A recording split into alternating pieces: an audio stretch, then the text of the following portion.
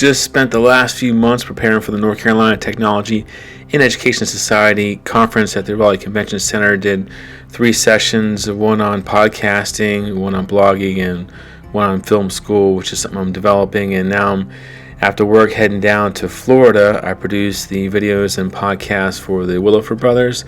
They are down in Fort Lauderdale, Florida at the Laundromat Millionaire Conference, and they've flown me down, and I'm getting here to my flight last minute, getting on, and get ahead down and actually set up 5 cameras for the video, and we have 3 podcast microphones. This is my gear, one bag. They flew ahead of me with all the gear, so I'm hopping into an Uber. This is an interesting story. This Uber driver, I told him I was staying at the W, which is down on the Strip in Fort Lauderdale. And he's like, oh, yeah, there's a lot of sights there. I'm like, yeah, it's really pretty. I love the beach. He's like, no, I mean, like, there's a lot of sights there. I'm like, I understand what he's saying. He's telling me, there's girls down there. I'm like, no, I'm married, I'm cool. He's like, no, man, you can get some action. There's like, you're down here by yourself. No one's going to know. And I was just so focused on, what I have to do when I get to the hotel and to set up that I should have witnessed to this guy and told him, about my faith, that I'm a Christian, that, I believe that in the God, Jesus, the Holy Spirit, I believe that I'm filled with the Holy Spirit, and that, I try to be a Christian. I mean, I'm not a perfect person by any means at all, but I do have, faith in God, and I believe that I'm supposed to share that with other people. And I should have told him about, my marriage to Sherry and a whole story about Malachi and why we named Malachi and all that. But my mind was just so wrapped up in everything that it didn't hit me till later that I should have shared that. So I definitely wanted to get that out there. So I got to the room. The Williford Brothers hooked me up big time. I mean, king-size bed. Lee's like, here, go get some lunch. Throws me a bill. And the bath, I never got to use the bathtub. I'm not really in the baths anyways, but it was pretty sweet. Sherry would have liked that. I did use that massive shower head in there. And then the balcony, full-on couch, view of the Intercoastal, 360 all the way around over to the beach here. Actually, that's a 180 technically. Gorgeous water. And then we had this party that they wanted me to cover that night. So I'm doing videography and photography kind of simultaneously, running a couple of cameras. And this is Todd. Todd is the one hosting this party. And we're all kind of just trying to get down to where the party's at, getting transportation all lined up and ready to go. Luke got to get some really cool kind of, I call them race cars. You'll see those later. So that's where they're going heading off now to get some cars to take people down. When they say this is the $1 million Laundromat Conference, I mean, that's no joke. These people have some cash. And decked out, we're walking up to the party. There's boats everywhere. I'm just condos everywhere. And it's a little overwhelming, when you leave Fuquay Arena and a couple hours later, you're sitting in the middle of this kind of environment. So I'm going in, getting ready to shoot, not sure really what to expect. Don't know really where we're going to be at. But I got all my gear with me that I need for the night. So we're heading up to the top floor here, and it's a big spread. I was pretty impressed. I was, first of all, just so happy about the lighting. I'm like, this is going to be awesome for photography. We're going to have a good night here. So the photos came out really well. They had a lot of liquor there. I was told how much was spent on it. I was pretty taken back by that. I was like, man, I could have been used a lot of ways, but it's a party, and these people know how to throw parties, or I should say Todd knows how to throw a party. Gorgeous sunset here, just getting ready to get everything ramped up here.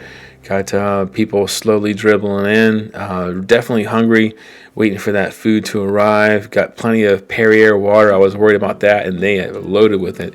I've been recording Luke and Lee's podcast, so I've been hearing all this content about laundromats, and so I feel as though I could actually have a conversation with pretty much anyone at the party and at least hold my own weight in engaging them in a conversation. And I was shooting a lot of photos and videos, but after a while I just couldn't, take any more pictures because they started being the same people just talking. So I actually did mingle a little bit in between shooting video and photos, and had some good conversations. And what I noticed is that I don't know if, who's a millionaire, who's not. I don't know who owns a laundromat or whatever, but everyone treated me, just with, respect, and as though I was just another person there that owned a laundromat. I mean, it was really kind of a cool experience, and I had some good conversations with these guys here. They're kind of starting out. They got 2 at the moment, first generation. And then the party ended with Todd getting thrown in the pool. Everything's cool. They were all, no one's upset or anything. I think it was actually kind of his idea to kind of end the party that way. So everyone's cool with that. And then we get to go in the race cars. And these puppies are a little bit nerve-wracking to get in, and we were kind of side by side. It was kind of cool. Everything's kind of tame. But then we get to the stoplight, and there's no one ahead of us.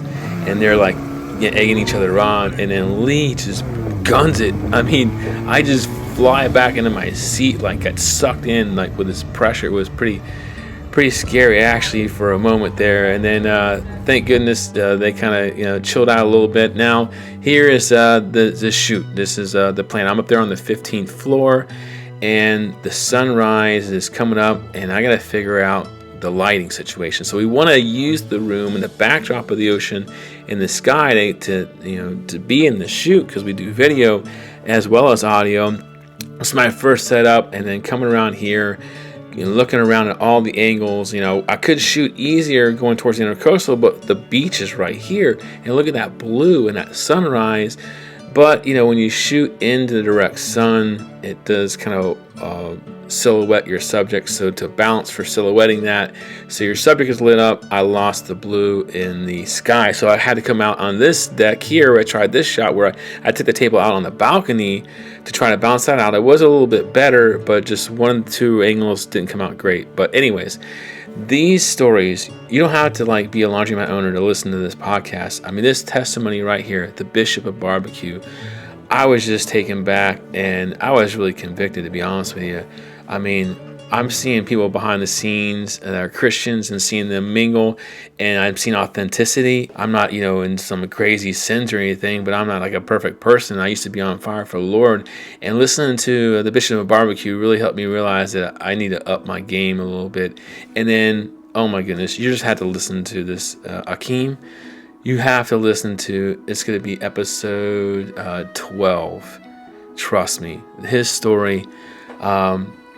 It's very inspiring. Came from Jamaica, immigrant, and really started at Victoria's Secret as a stock boy. Got a chance to do some sales there one day, kind of a mishap, and they put him in sales. Now he's selling cars, and they told me what his monthly income is, and I just can't comprehend that. I mean, I was just like, it really kind of made me question, am I supposed to be in education and being a teacher and making what I'm making? Shouldn't I be making all this money, and doing all these things? And, I was having all kinds of thoughts like that. I'm just like, man, I mean, there's so many people making all kinds of money, but I'm pretty well grounded. I believe that God has a purpose for my life, and I am where I'm supposed to be, and education, my career, everything is what, God had planned for me. So, I'm going to live a certain lifestyle, and I'm okay with that. And then Luke and Lee, they kind of wrapped up with their episode about should you network. And they were talking a lot about networking. And as they were talking about that, they were talking about income. And they were saying how, money really isn't everything, and how there's more to life, like people than money. And we should be more invested in people. And so it was kind of snapped me out of that little thing I got into after listening to Akeem talk about how successful he is. And then we got to go to lunch, and then we had to say goodbye to the W. Kind of a sad moment there, because again, they hooked me up, and it was nice to be in Florida at the beach. But reality, here's the whole podcast studio and all my tripods and all my cameras, and we had to get an XL Suburban, which was really nice. David said that thing was the driver 4 months old, so it was sweet. And I've never got to skip lines in my life before, or ride, in business class, but Luke and Lee, they roll in style, so we got to just kind of walk right up, and then we get into the terminal, and everyone's just beat. We actually had to cancel our flights and make new flights down in Miami, and had to go down to Miami to be able to get home. Everyone just wants to get home. Everyone misses everybody. I'm glad to be home, and now it's time to edit, so I'm excited. I can't wait to see the footage, and stay tuned.